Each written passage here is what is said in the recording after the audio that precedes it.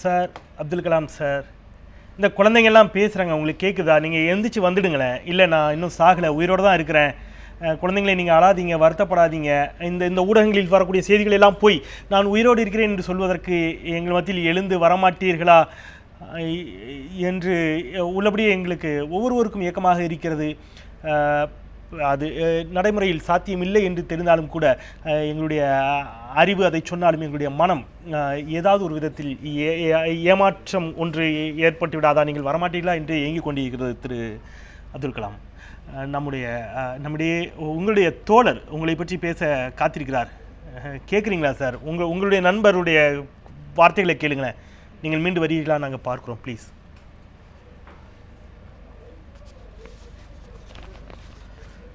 Sir, hello, உங்களுடைய நினைவுகளை பகிர்ந்து கொள்ளுங்கள், ப்ளீஸ்.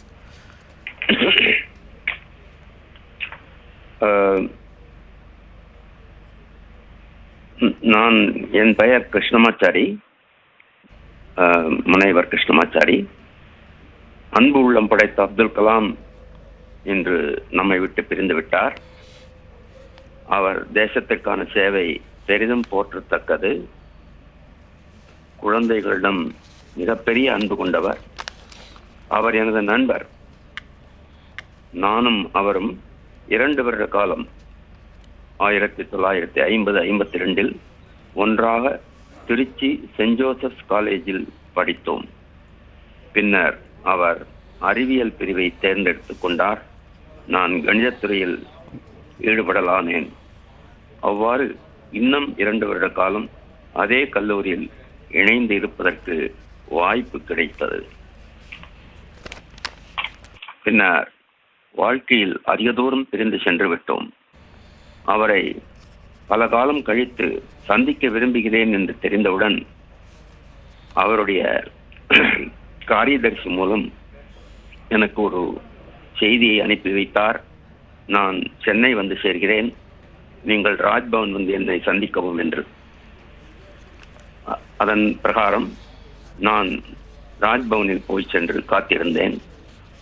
அப்பொழுது இனியொரு செய்தியை அனுப்பி வைத்தார். இங்கே விமான நிலையத்தில் தாமதமாகிவிட்டது, இன்னும் விமானம் கிளம்புவதாக தெரியவில்லை. அதனால் நீங்கள் சிரமப்பட வேண்டாம், வீட்டிற்கு சென்று விடுங்கள், இனியொரு சமயம் நான் உங்களை சந்திக்கிறேன் என்று.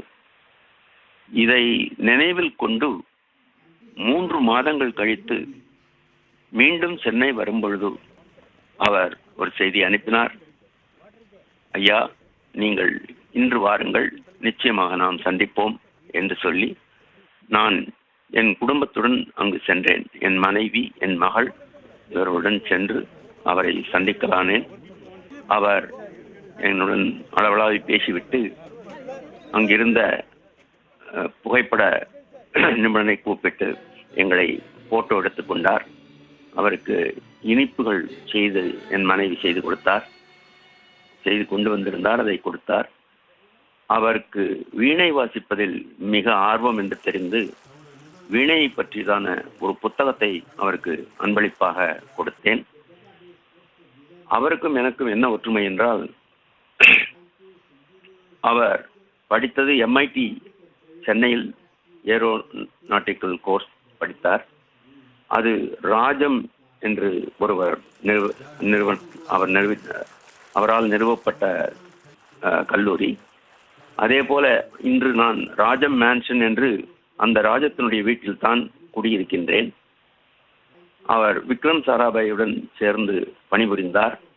அதே மாதிரி நானும் விக்ரம் சாராபாயுடன் சேர்ந்து பணிபுரிந்தேன். 1962-65 அவருடன் விக்ரம் சாராபாய் IIM அகமதாபாத் டைரக்டராக இருந்தபொழுது அவர் எனக்கு அதிகாரியாக இருந்து நான் அவரை பணியாற்ற வாய்ப்பு கிடைத்தது. இது மாதிரி பல விஷயங்களில் நாங்கள் ஒற்றுமை அடைந்தோம். அவர் அக்டோபரில் பிறந்தவர், நானும் அக்டோபர் 11ஆம் தேதி பிறந்தவன். ஆக இவ்வித ஒற்றுமைகளை கொண்டவர்கள் என்ற முறையில் நான் டெல்லி இப்பொழுது சென்றிருந்தேன். என்னுடைய சமஸ்கிருத கல்லூரி தலைவர், அவருக்கு குடியரசுத் தலைவரின் பரிசு கிடைக்கிறதை அதை காண வேண்டி சென்றிருந்த பொழுது கலாம் அவர்களை காண விரும்பி அவருடைய இல்லத்துக்கு சென்றேன்.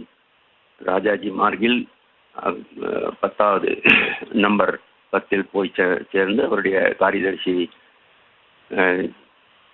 இந்த விண்ணப்பத்தை தெரிவித்தேன். அவர் சொன்னார், இன்று அவர் ரொம்ப அவசர வேலைகளில் ஈடுபட்டிருக்கிறார், உங்களால் நாளை இருக்க முடியுமானால் அவரை நீங்கள் பார்க்கலாம் என்று சொன்னார். ஆனால் நான் அதே நாளில் சென்னை வரும்படியாக நேர்ந்து விட்டதால் அந்த சந்திப்புக்கு இனிமேல் இடமே இல்லை என்ற அளவுக்கு அவர் நம்மை விட்டு பிரிந்து விட்டார். அது மாத்திரமல்ல, அவருடன் நான் படித்ததோடு அவருடைய பேரன், அதாவது அவருடைய தங்கையாரின் அவருடைய சகோதரியின் பேரனுடன் நான் இப்பொழுது 2010-12 MA ஜேர்னலிசம் கம்யூனிகேஷன் வகுப்பில் ஒன்றாக படித்தோம். அவரை பார்க்கும் போதெல்லாம் எனக்கு கலாம் அவர்களுடைய நினைவுதான் வந்து சேரும். இப்பொழுது கூட இந்த செய்தி கேட்டவுடன் அவரை நிஜமா என்று போன் மூலம் போட்டு கேட்டதில் அவர், ஆமாம் செய்திகள் வந்து கொண்டிருக்கின்றன, இன்னும் வீட்டிற்கு செய்தி வரவில்லை, இருந்தாலும் அது நிஜம்தான், செய்திகள் பொய்யாகாதா என்று நான் காத்திருக்கின்றேன், ஆனால் அப்படி இல்லை என்ற மாதிரி அவர் எனக்கு தெரிவித்தார். இப்படி ஒரு பெரிய தேசத்தின் பாதுகாவலராக இருந்த பல விதங்களில் அவர் ஆற்றிய செயல்களை நினைத்து கொண்டு நாம் இருக்க தவிர வேறு இன்னும் வழி இல்லை. அவருடைய ஆத்மா சாந்தி அடைய நான் பிரார்த்திக்கிறேன். நிச்சயமாக ஐயா, உங்களைப் போலவே இந்த செய்தி பொய்யாகாதா என்ற இயக்கத்தோடு தான் ஒட்டுமொத்த இந்தியாவும், இந்தியாவை தாண்டி உலகமெங்கிலும் வாழ்ந்து கொண்டிருக்கக்கூடிய இந்தியர்கள் எதிர்பார்த்து கொண்டிருக்கின்றார்கள். இந்த இரவு வேளையிலும் கூட உங்களுடைய முதுமைக்கும் அப்பாற்பட்டு அவருடைய நினைவுகளை எங்களோடு பகிர்ந்து கொண்டீர்கள். முனைவர் கிருஷ்ணமாச்சாரி, உங்களுக்கு எங்களுடைய நன்றிகள். சொல்லுங்கள், உங்களுடைய நினைவுகளை பேசிட்டு இருந்தீங்க. அவருடைய ஊருக்கு சென்று அங்கே வைத்துல் மால் என்று சொல்லக்கூடிய ஒரு ஏழை நிதியத்தை ஆரம்பித்த பொழுது அவர் சார்பாகவும் அந்த நிதியத்திற்கு பணம் வந்து அன்று ஏறத்தாழ 5 லட்சம் ரூபாய் வசூலானது. அதை பற்றி பேசும்போது கூட மிகவும் மகிழ்ச்சி அடைந்தார். அவரை நாட்டை நேசித்தவர், ஊரை நேசித்தவர். கடந்த 1 மாதத்துக்கு முன்பதாக விஞ்ஞானி மயில்சாமி அண்ணாதுரை ஒரு விழாவிற்கு அழைத்திருந்தோம். அறிவியல் அறிஞர் மனவி முஸ்தபாவுடைய விழா அது. அன்று நான் முழுமையாக அவரோடு இருந்தேன், உணவு உண்டு. அவர் பேசுகின்ற நேரமெல்லாம் முழுமையாக அப்துல் கலாம் அவர்களை பற்றித்தான் பேசிக்கொண்டே இருந்தார். அதாவது அவரோடு ஈர்த்தவர்கள் ஒவ்வொருவரும் அவர் மீது அளப்பரிய பங்கு கொண்டிருந்தார்கள். 2 முறை அவரை நான் விழாவுக்கு அழைத்திருந்தேன். ஒரு இலக்கிய கழக விழா, நான் பொதுச் செயலாளராகவும் தலைவராகவும் இருந்த அந்த நேரத்தில் 2 முறையும் அழைத்திருந்தேன். அதே போன்று எங்களது கல்லூரி ஜமால் முகமது கல்லூரி விழாவுக்கு அழைத்தேன். அந்த நேரத்தை எடுத்து காண்பித்தார். நான் வேறு ஒரு நிகழ்வுக்கு நான் அதை அழித்து விட்டேன், என்னால் முடியவில்லை என்பதை எவ்வளவு நெளிவாக, எவ்வளவு சிலவாக, நாமெல்லாம் கூட யாராவது தேதி கேட்டால் இல்லை என்று ஒரே வார்த்தையிலே சொல்லிவிடுவோம். ஆனால் அதை எவ்வளவு ஒரு பாங்காக சொன்ன மனம் காயப்பட்டு அதையும் தாண்டி இன்றைக்கு தமிழ் மொழியை நேசித்தவர், ஒரு சாதாரணமாக தமிழ் மொழியில் படித்து பயிற்று மொழியாக கொண்டு இந்த அளவுக்கு உயர முடியும் என்பதற்கு ஒரு உதாரண புருஷராக இன்று நம்மோடு வாழ்ந்து கொண்டிருக்கக்கூடியவர். இப்படி அவரை சொல்லிக்கொண்டே போகலாம். இன்றைக்கி அவருடைய கவிதை மீது அவர் கொண்டிருந்த நட்பு என்பது உங்களுக்கு தெரியும். கலைஞர் அவர்களோடு, வைரமுத்து அவர்களோடு இதை பற்றி பேசிக்கொண்டிருந்த ஒரு நிலை. ஆக மொழி மீது கொண்ட பற்று, கவிதை மீது, ஏன் இசை, சுழற்சி இசையிலே அவர் திளைத்தவர். இப்படி பன்முகத்தன்மை கொண்ட ஒரு மனிதர் உள்ளபடியே அவருடைய நேசிப்பு, அவர் வாழ்ந்த காலத்தில் நாம் வாழ்ந்தோம் என்ற ஒரு பெருமை நமக்கு இருக்கிறது. இருந்தாலும் நீங்கள் ஒன்று சொன்னீர்கள், அவர் இறக்கவில்லை. அதாவது உயர்ந்த மனிதர்கள் இறக்கவில்லை என்று குரானும் சொல்லுகிறது, மற்ற வேதங்களும் சொல்லுகிறது. அவர் குரானையும் குரலையும் நேசித்த ஒரு மாமனிதர், எல்லா மதங்களையும் நேசித்த ஒரு மாமனிதர், உண்மையான மனிதர் என்றுதான் அவரை சொல்லுங்கள். அது குறித்து அவங்களுடைய தாய்மொழியில் கல்வி கற்றதால் தான் ஒருவேளை அவரால் இந்த அளவுக்கு உயர முடிந்ததோ என்று கூட அதுதான் மிக பிரதானமான காரணமாக கூட இருக்க இயலும். என்றால் இயல்பாகவே தன்னுடைய தாய்மொழியில் மட்டுமே ஒரு மனிதனால் மிகப்பெரிய அளவிலே சிந்திக்க இயலும் அப்படிங்கிற முறையில் அவர் பல உயரங்களை தொடுவதற்கு அது மிகப்பெரிய காரணமாக இருந்திருக்கும். நீங்கள் சொன்னிக்கிற பொழுது ஒரு மனிதன் ஒரு விளையாட்டுத்துறை சார்ந்தவனாக இருக்கலாம், அல்லது ஒரு இராணுவ வீரனாக இருக்கின்றவனால் கவிதை எழுத முடியுமா?